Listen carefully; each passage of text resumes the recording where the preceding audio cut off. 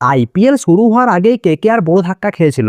একের পর এক চোট, তার উপর দল থেকে বাদ পড়েছিলেন মুস্তাফিজুর রহমান। কিন্তু হঠাৎ করে দলের ছবি বদলে গেল, পুরোপুরি ফিট হয়ে পাখি রানা দলে ফিরছেন। আজকের ভিডিওতে জানাবো এটা কেকেআরের জন্য কতটা বড় স্বস্তি, কেন বাদ পড়লেন মুস্তাফিজ, আর কেমন হতে পারে দলের বোলিং আক্রমণ।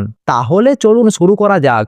2026-এর আইপিএল শুরু হচ্ছে 28শে মার্চ। তার আগেই কেকেআর শিবিরে এলো বড় সুখবর, পাখি রানা এখন পুরোপুরি ফিট। টি-20 বিশ্বকাপ চলাকালীন তিনি চোট পেয়েছিলেন।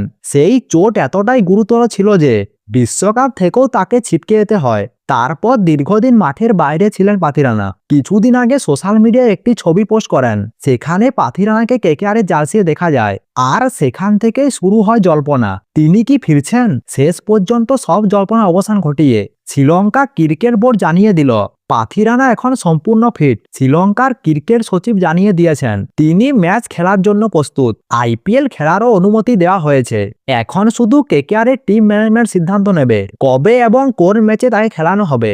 আসলে কেকেআরের বোলিং লাইন আপে বড় সমস্যা তৈরি হয়েছিল। প্রথম ধাক্কা, মুস্তাফিজুর রহমানকে দল থেকে বাদ দেওয়া। দ্বিতীয় ধাক্কা, চোট পান তরুণ পেসার হার্ষিদ রানা। সুস্থ হলেও এখনও তিনি পুরোপুরি ফিট নন। এই আইপিএলে তার খেলার সম্ভাবনা খুব কম।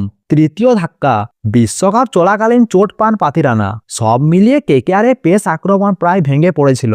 এই অবস্থায় পাখি রানার ফিট হয়ে ফেরায় কেকেআরের জন্য এটি বিশাল স্বস্তি, কারণ ডেথ ওভারে তিনি অত্যন্ত কার্যকর। তার ইউনিক অ্যাকশন ব্যাটারদের জন্য কঠিন। বড় ম্যাচে উইকেট নেওয়ার ক্ষমতা রয়েছে। আইপিএল নিলামে তাকে 18 কোটি টাকা দিয়ে কিনেছে কেকেআর। তার উপর ভরসা অনেক বেশি। কেকেআরের প্রথম ম্যাচ 29শে মার্চ মনে করা হচ্ছে, সেখানেই দলের সঙ্গে যোগ দেবে পাখি রানা। এখন প্রশ্ন, প্রথম ম্যাচ কি খেলবেন তিনি, নাকি ধীরে ধীরে দলে ঢোকানো হবে। সব মিলিয়ে বলাই যায় চোট আর সমস্যার মধ্যে থাকা কেকেআর হঠাৎ করে ফিরে পেল তাদের সব থেকে বড় অস্ত্র।